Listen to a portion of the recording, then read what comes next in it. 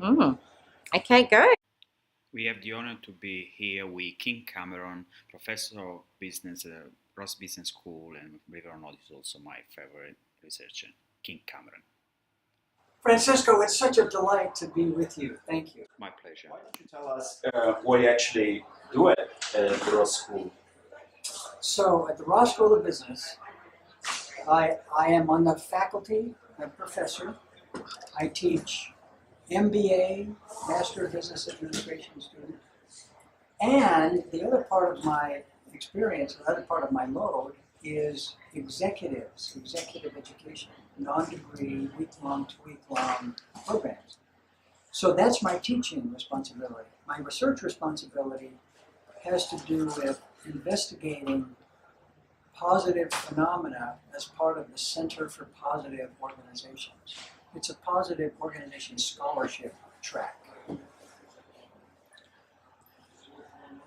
One question I want to ask to King Cameron is what has been your favorite the job or the position you loved the most in your entire career?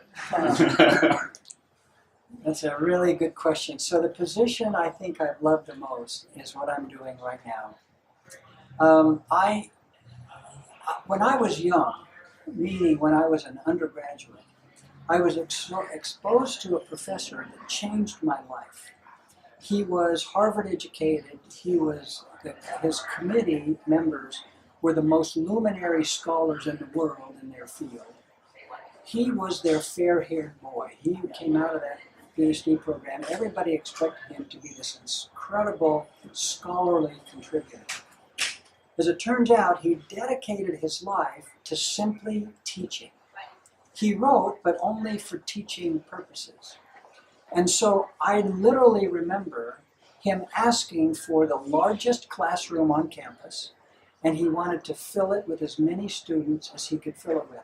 I became his teaching assistant, and I was a TA in classes that held 600, 700, 800 people.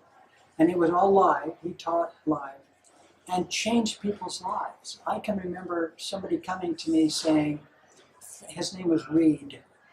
Thank heaven for Reed, he said. I was literally near suicide until I got exposed to Reed, and it's changed my whole life. Well, I thought, okay, that's what I want to do. I want to just teach and be exposed to students. What I learned, however, is that I could get exposed to 100 students in a classroom, but if I wrote, I could get exposed to 1,000 people who would read, whom I will never meet. So what I like most is teaching, and especially writing, doing research that matters. That's interesting. You often talk how this relates with the kind of talk, the kind of idea of energizing and de-energizing. Does this work energizes you, or? Yes. So it has not been very many years when we began doing research on this topic of positive energy.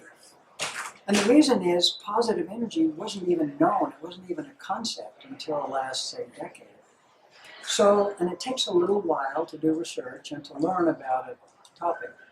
So there have been very few articles written, but so far the findings in these articles have been positive energy matters a lot in predicting performance of organizations and in predicting the well-being of the employees.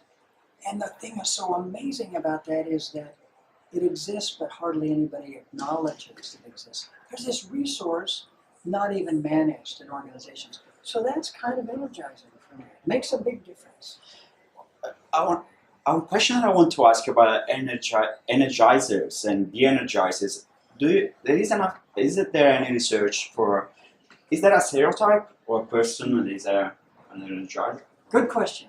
There is not a stereotypical person who's an energizer.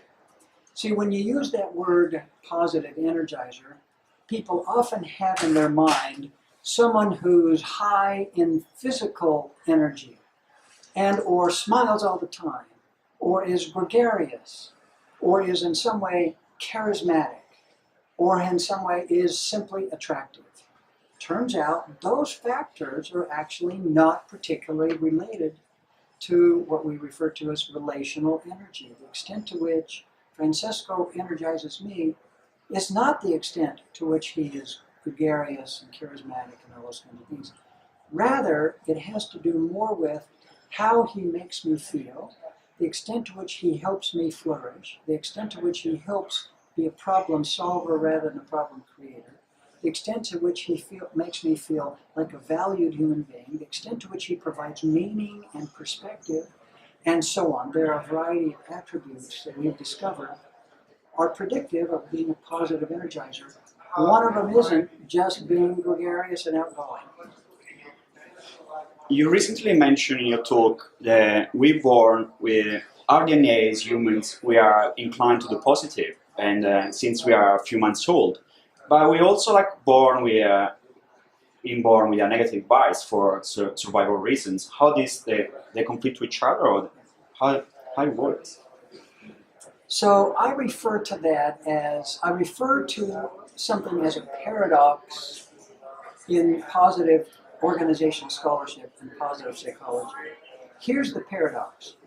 On the one hand, human beings, all living systems, but especially human beings, are attracted to the positive. They flourish in the presence of the positive.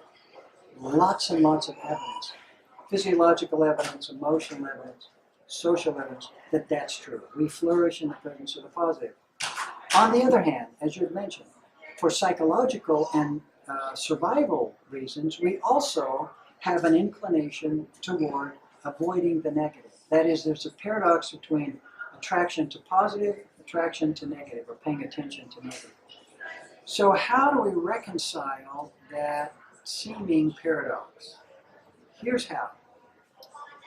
From the time we were small, we learned pay attention to negative feedback, pay attention to negative phenomena, because they could be dangerous, they could threaten our lives. So very, very early on, we learned that. Our mothers had to tell us, don't run into the street. We didn't know that automatically.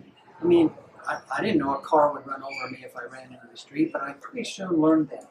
I didn't know if I put my hand on a stove, it would burn, but I learned that pretty fast. So what happens from a very small age, I learned avoid negative things. They could be dangerous, they could harm me.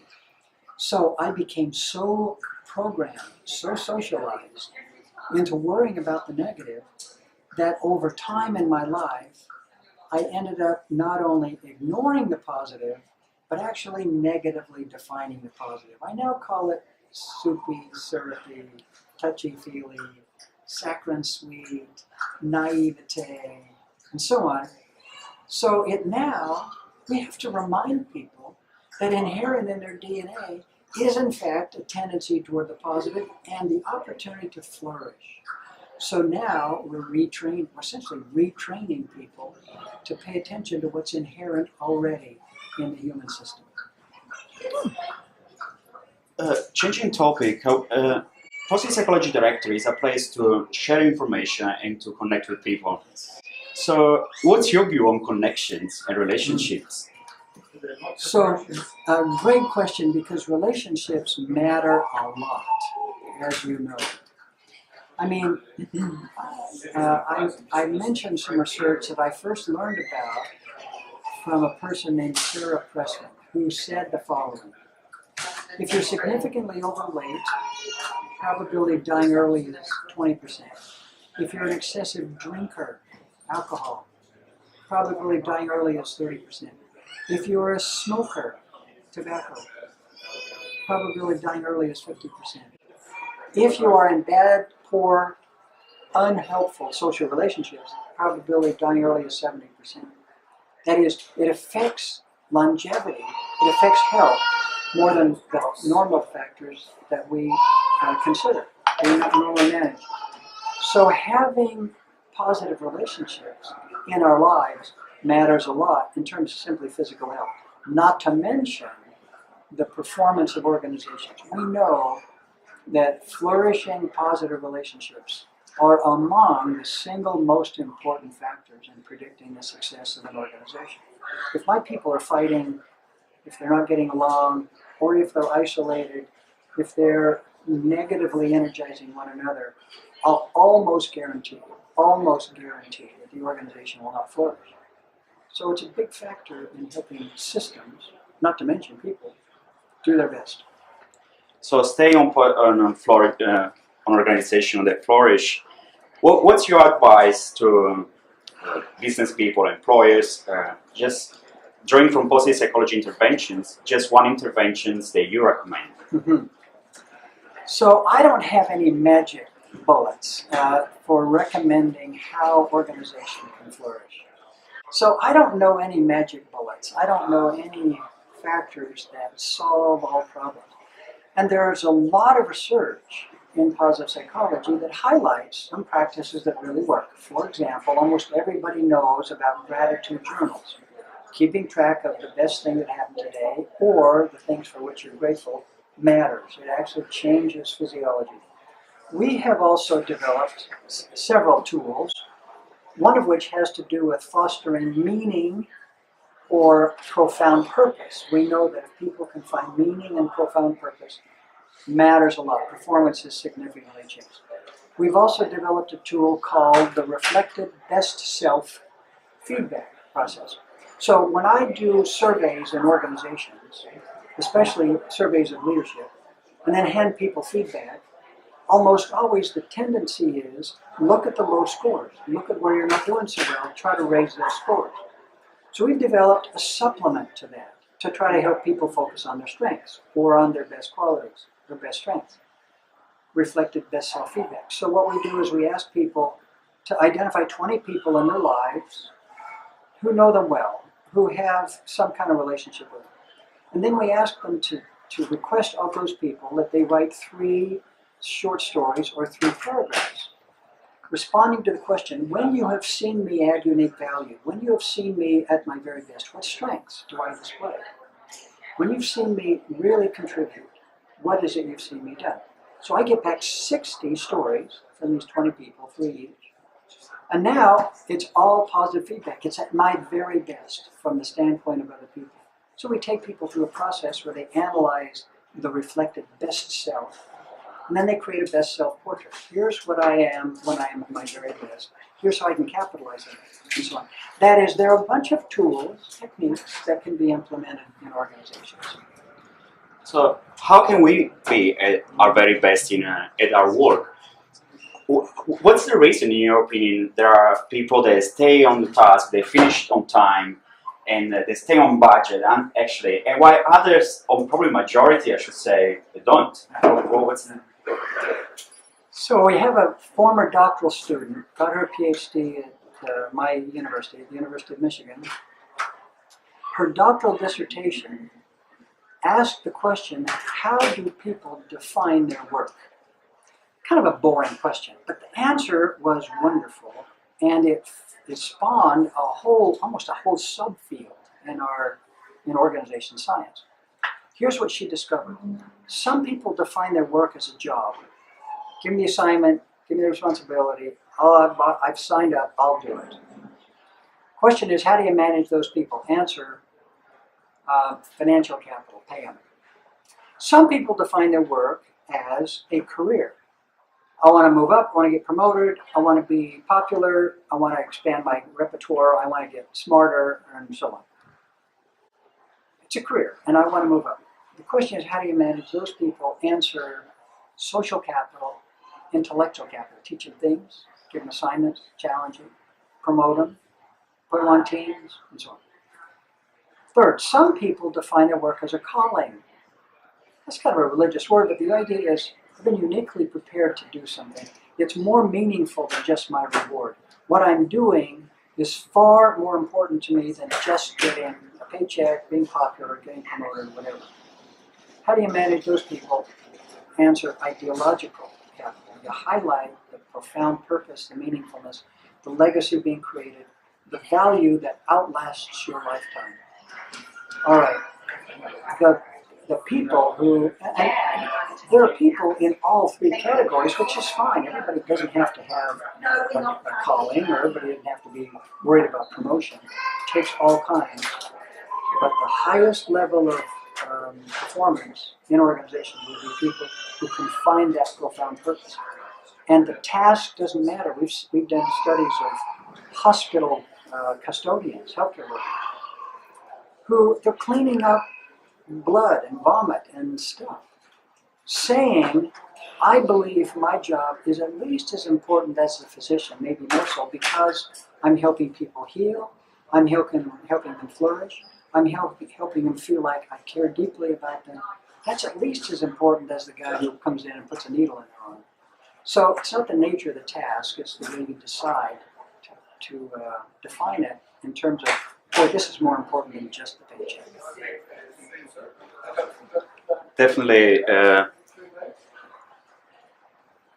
Kim Cameron, I believe, in my opinion, is like one of those persons that is an energizer. Like I think everyone wants to be around Kim Cameron. And how do you manage, in a so busy world, say yes to everyone among your projects? What I want to ask you here is like, what's the most exciting thing that you're working on right now? So I have to tell you very sincerely that I get energy from people like you, Francisco, because we've been trying to meet now for several hours, finally got a chance to meet, and it's just a delight. I'm uplifted. I mean, you're an energizer for me, regardless of the, the physical activities and the statements you make. There's an energy that exudes from you. That's part of the thing that makes me, it gives life to me. It makes life worth living. The kinds of things that I'm doing research on right now have to do with the energy topic, positive energy, positive leadership. How do you get leaders to be more effective? Because leaders are the single most powerful predictor of performance. Strategy matters, culture matters, processes matter, but if all of those are in place without a good leader, they will not do well. So leaders matter. So I've been trying to understand, well, what is it about leaders that matters so much? One of them is energy, but not the only thing.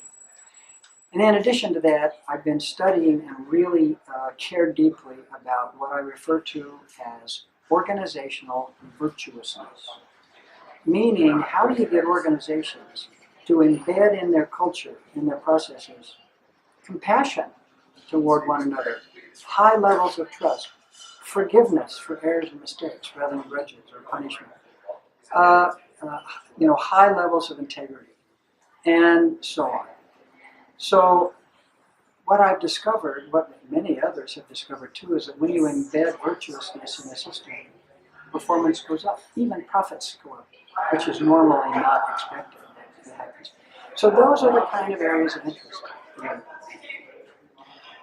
If you just have to give away one piece of advice to the listeners, how to be more satisfied with their job, what would you say? So I would say that the best way to become more satisfied with the job is to find ways to contribute to the benefit of somebody or something else. What we know from research is that contribution is a better predictor of performance and well-being than the receipt of reward. So you can think of two different kinds of outcomes. Achievement, I get a reward, I get notified, I get a pay raise, I get my picture on the wall. The other is contribution. I've made a difference. I've contributed to something and hope to get better. And then when you use those two outcomes, or those two sets of goals, for example, and use them to predict outcomes, contribution is a better predictor of positive outcomes than receipt. So if I were going to give advice to somebody, at least among all the things you do, find something to contribute, something to give that makes a difference to somebody else for which you don't get a reward. It was absolutely a pleasure.